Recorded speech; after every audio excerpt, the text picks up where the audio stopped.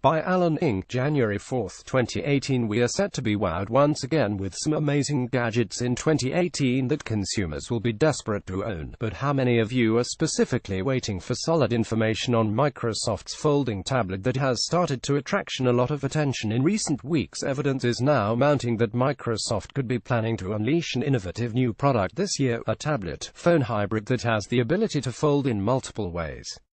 Firstly, patent filing by Microsoft for a hinged device has shown up on the World Intellectual Property Organization website, along with various diagrams showing the first glimpses of what the tablet may look like. You can see all of these images here along with the patent information.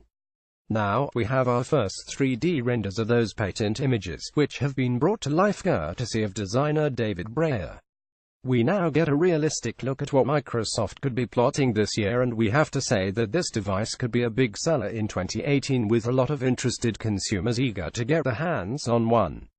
Microsoft's folding tablet has a codename of Andromeda, and it will be interesting to see if it pops up at say 2018 or MWC 2018 this year.